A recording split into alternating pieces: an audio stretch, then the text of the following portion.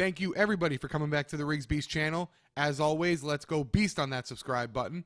Let's go beast on that like button. And let's go beast on this Monday Night Raw review, which came to you live from Sacramento, California. Now, if you made it through all 3 hours of this show, stayed awake, I commend you. And you were treated to a good main event. If you didn't make it all the way through Raw, I don't blame you. I'm glad you're here. I suffered the pain for you. Let me review the show for you. Now, I'm going to start with the main event because, to be honest, other than the open, there was no real parts of this show that warranted anything. And this is probably going to be a very brief Monday Night Raw review because there's just not much to review. Main event, though. It's a triple threat for the number one contendership for the Intercontinental Championship. Now, since the Universal Champ is Brock Lesnar, and we know he's not going to work a lot of dates, as Dean Ambrose brought up earlier in the night in a segment to get to this, they're going to have to make a secondary title important. And the last time Brock Lesnar was the champion, I believed this was going to be a good thing because the old adage is the champion doesn't need to be there every week. It allows other people to get built. It failed last time. I'm hoping it's not going to fail again. There's enough guys to go after the Intercontinental Championship that have main event pedigree to build the title. But, like I said, the triple threat match for the number one contendership is between The Miz, Seth Rollins, and Finn Balor. Right out of the gate, Miz is going to run out of the ring, and he's going to edge on Rollins to fight Balor, bringing up how Rollins injured Balor.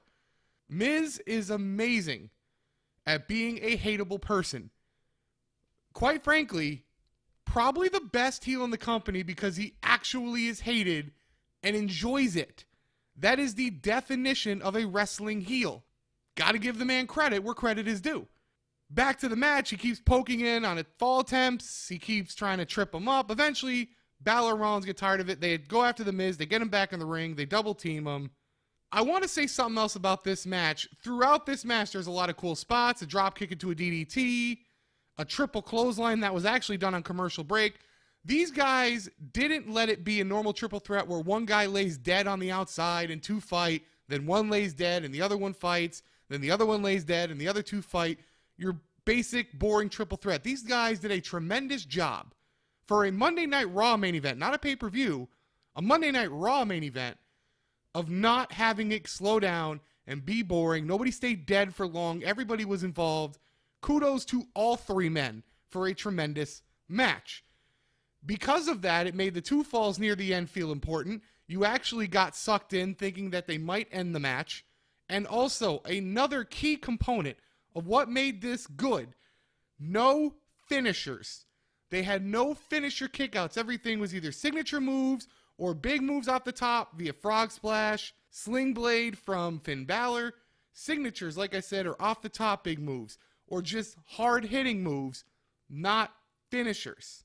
Very important. They saved all three. In fact, nobody hit a finisher in this match, which is great. Now, the ending of this match really set up three feuds.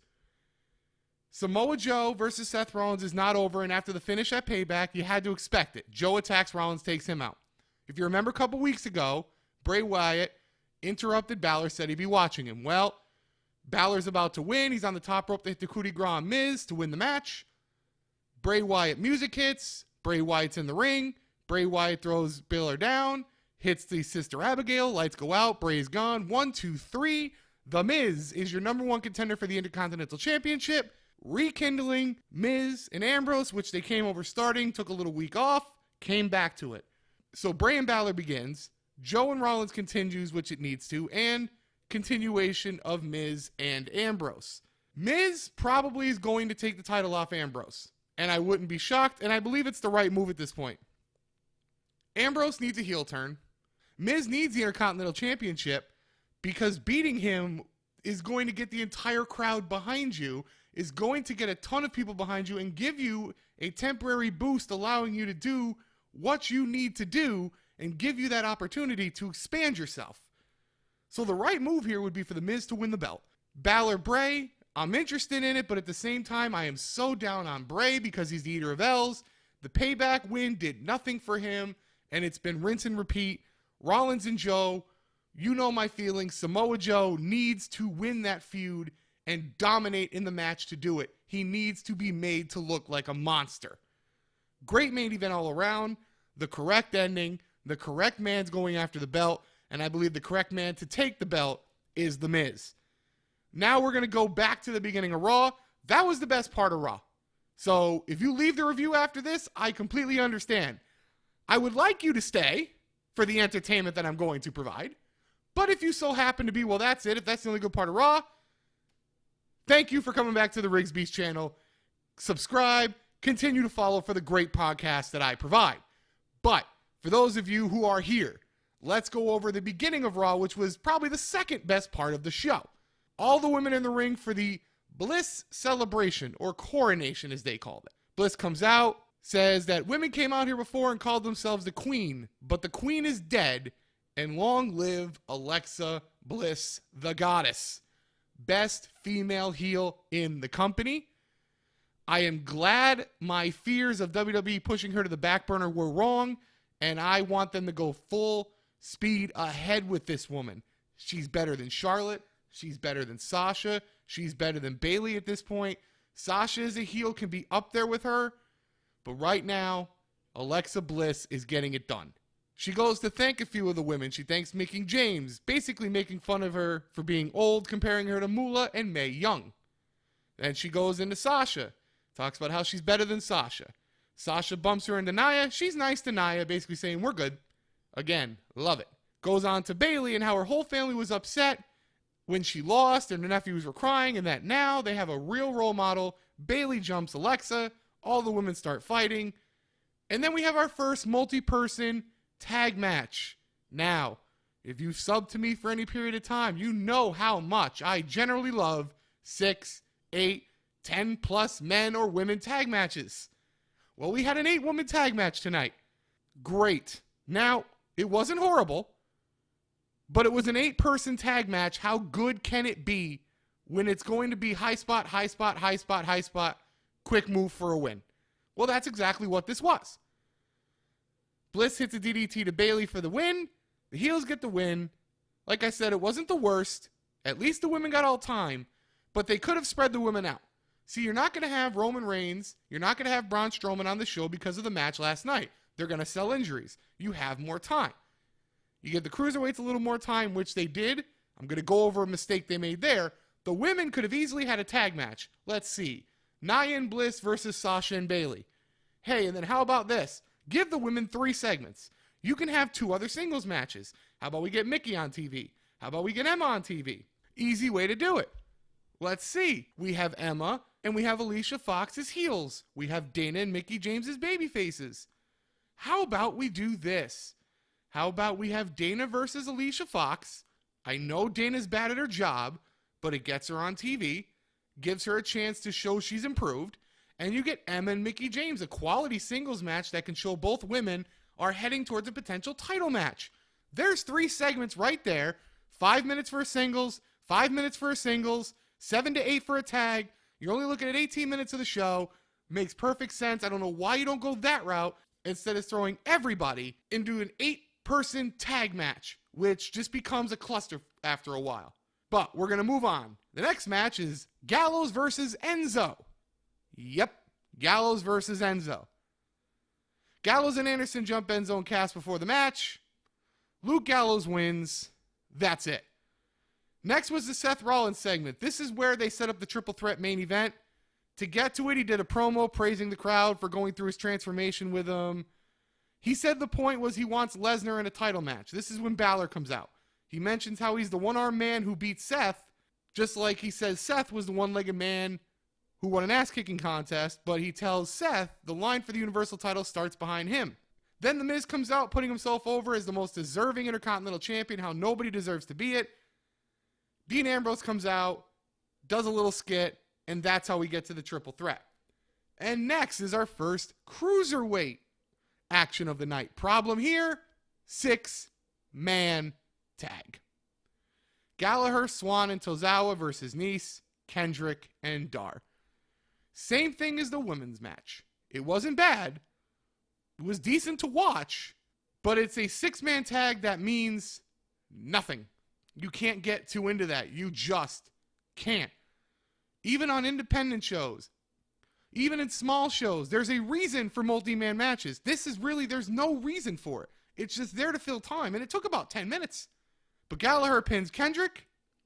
The baby faces win.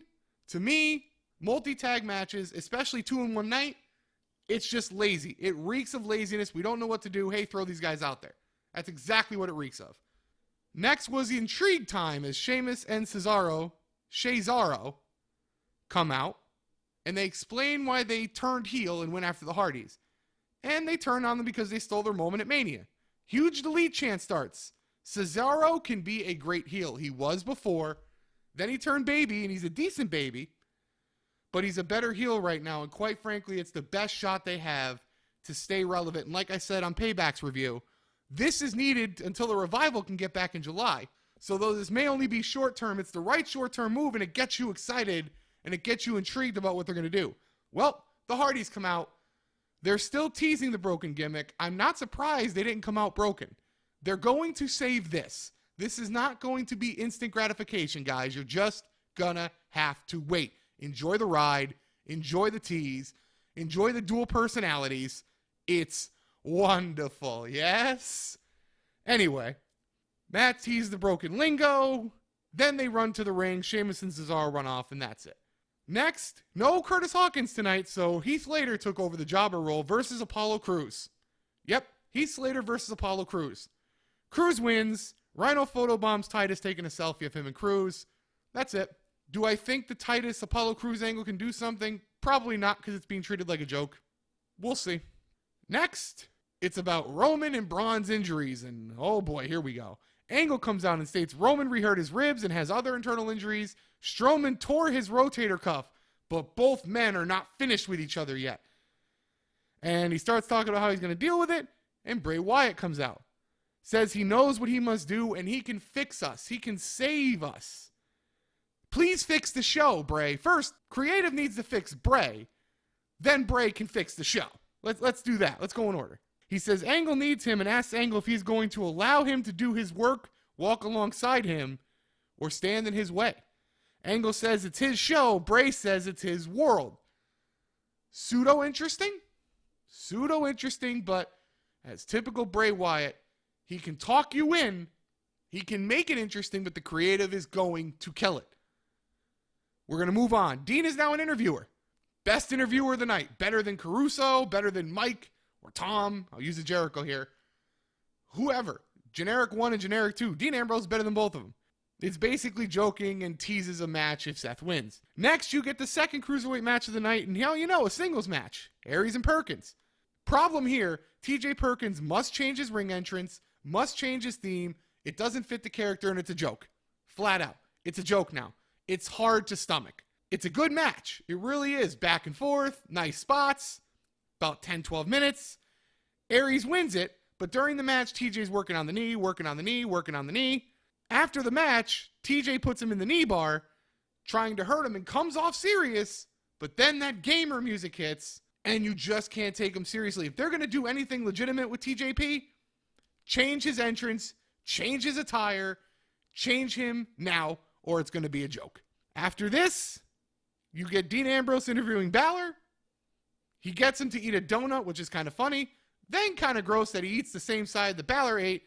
The Drifter comes in, and Dean asks him if he knows Pearl Jam. I got a chuckle. Good choice of music. And then you had the triple threat. Seriously, that was Raw. No, guys, I didn't miss anything. That was Raw. That's it. This show was horrible. Hard to watch.